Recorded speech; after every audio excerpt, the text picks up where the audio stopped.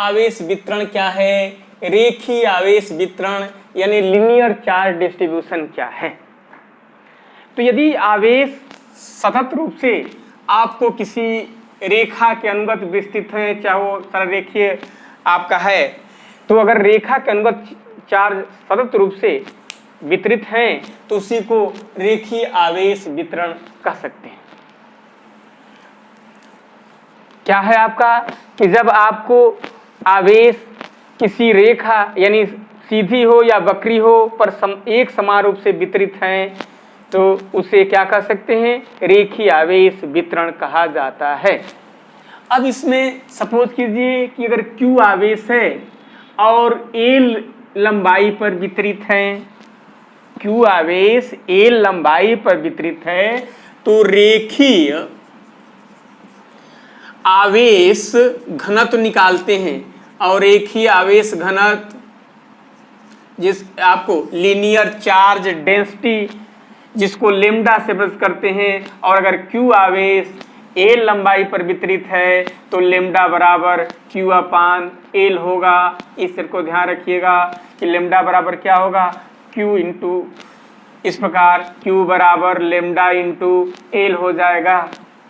तो ऐसे करके रेखीय आवेश घनत्व की गणना कर लेते हैं। यानी अगर Q आवेश L लंबाई पर वितरित है तो एकांक लंबाई पर वितरित आवेश को ही रेखीय आवेश घनत्व कहते थे और इसे लेम्डा से प्रकट करते हैं। तो लेम्डा बराबर क्या हो जाएगा, Q अपान L हो जाएगा। आप समझिए कि इसके छोटे से खंड अगर लिया जाए और छोटा सा खंड dl लिया जाए इसी का, तो आप बताइए कि एकांक लंबाई पर तो लेम्डा आवेश है, तो dl खंड पर उपस्थित आवेश कितने हो जाएंगे, तो dl खंड पर उपस्थित आवेश लेम्डा इंटू dl हो जाएगा। क्लियर हो रहा है ना। तो आपको dl खंड पर उपस्थित आवेश लेम्डा इंटू dl हो जाएगा, छोटा सा खंड है। और यही से r दूरी पर आपको अगर Q0 पर टेस्ट चार्ज रखा हुआ है, r दूरी पर वेक्टर फॉर्म में भी लिख सकते हैं आपको, तो इस तरह से आपको r दूरी पर आपको टेस्ट चार्ज रखा हुआ है। अब उस पर लगने वाले अगर बल की गणना करें तो dF बराबर 1/4 पाई एप्सिलॉन 0 k। ये आपको यहाँ चार्ज कितना आपका, ये dl लंबाई पर अगर आपको dq चार्ज उपस्थित है, कितना उपस्थित है, dq चार्ज है, तो क्या हो जाएगा dq इंटू Q0 अपान वेक्टर r का distance r square into r cap. ये आपको इस छोटे से खंड पर उपस्थित आवेश और Q0 के बीच लगने वाला बल का मान हुआ।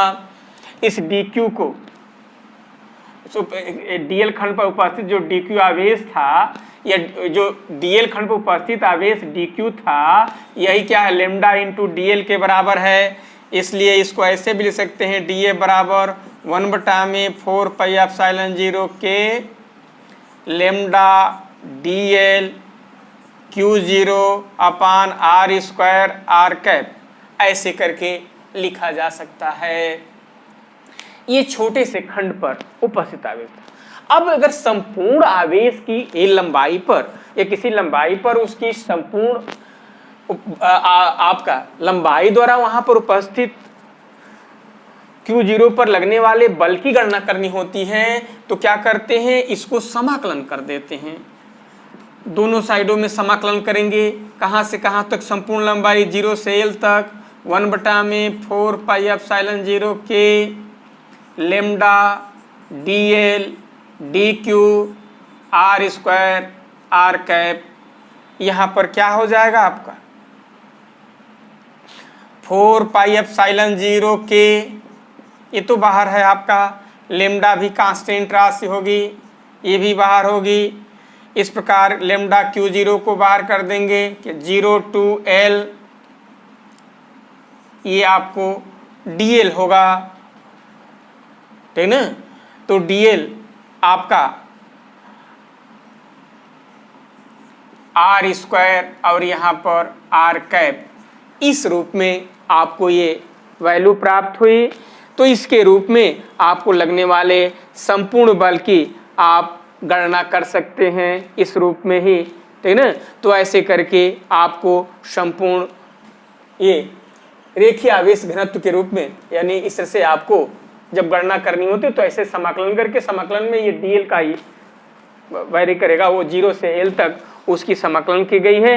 तो ऐसे करके ये वैल्यू आपकी, ये किसको क्या कहते हैं, रेखीय आवेश घनत्व कहते हैं। अब आपको अगर इसी प्रकार आपको कोई सतह है और सतह पर अगर आवेश आपको वितरित है, तो सतह पर आवेश वितरित होगा तो उसको पृष्ठीय आवेश वितरण कह देंगे, सरफेस कह दिया जाए इसे। तो सरफेस चार्ज डिस्ट्रीब्यूशन या सरफेस डिस्ट्रीब्यूशन आप चार्ज भी कर सकते हैं। तो सरफेस चार्ज डिस्ट्रीब्यूशन या ये होगा, यानी अब तो अगर सरफेस चार्ज डिस्ट्रीब्यूशन के मतलब कि कोई आपको सरफेस है और उस पर सरफेस पर चार्ज समान रूप से वितरित हुए हैं।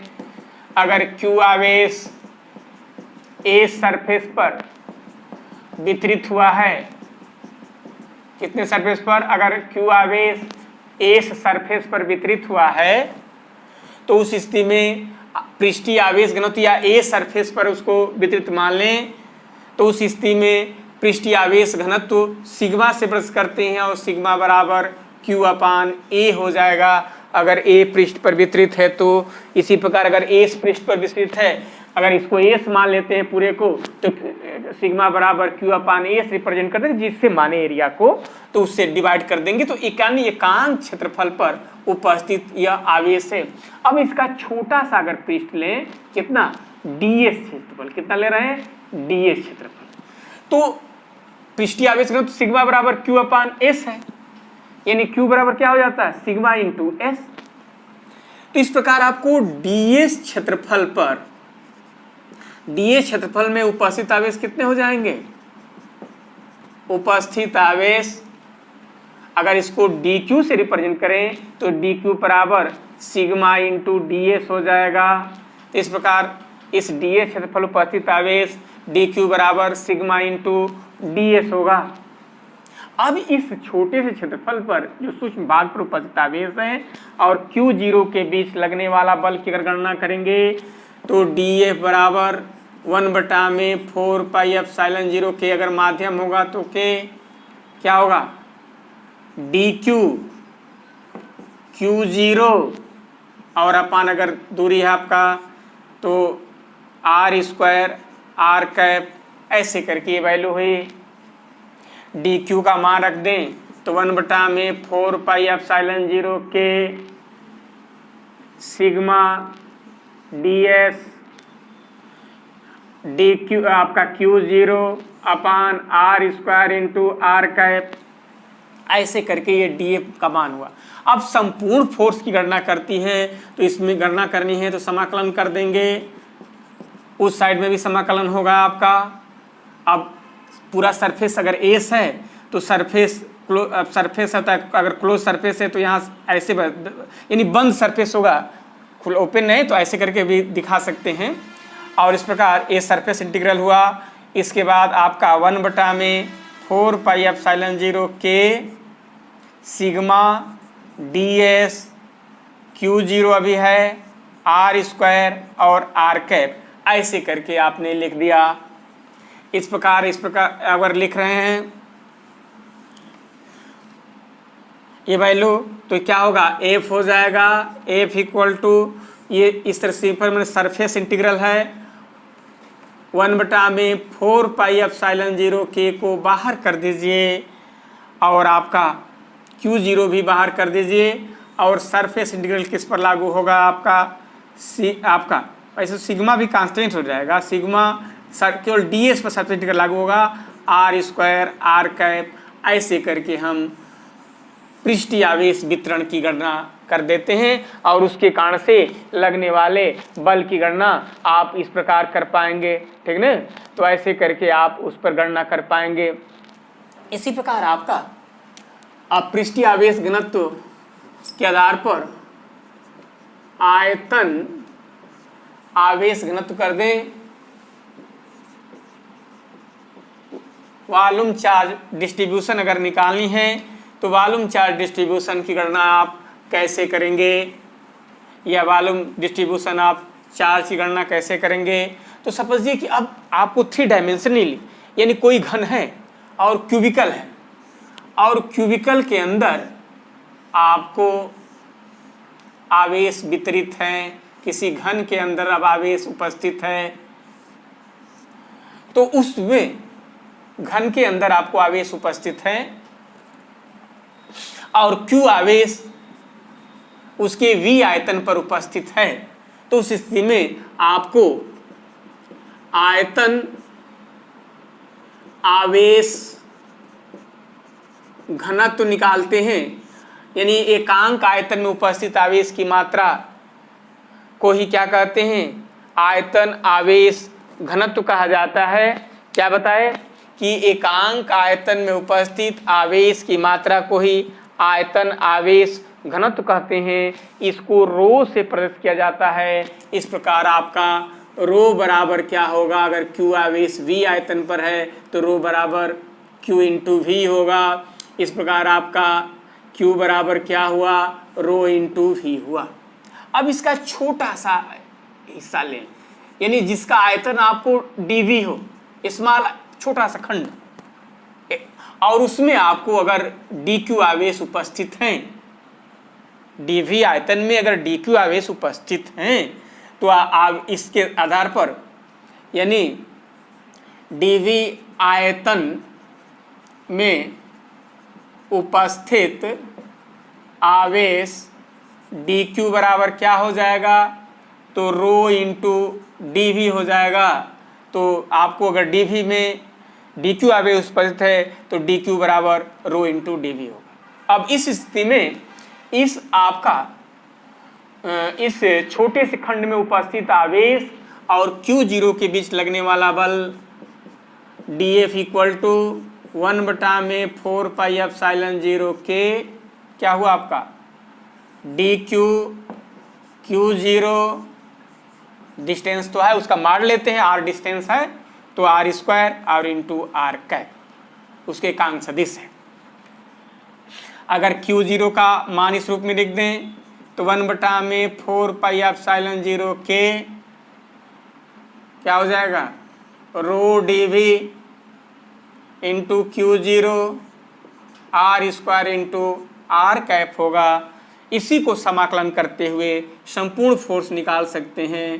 तो DF यहाँ पर अब जो समाकलन करेंगे उसको वॉल्यूम आपका इंटीग्रल कहते हैं, वॉल्यूम इंटीग्रल आया है। आप आयतन समाकलन 1/4 पाई एप्सिलॉन 0 K रो DV DQ अपान R स्क्वायर R कैप होगा। ये राशि DQ को तो बाहर भी आप लिख सकते हैं।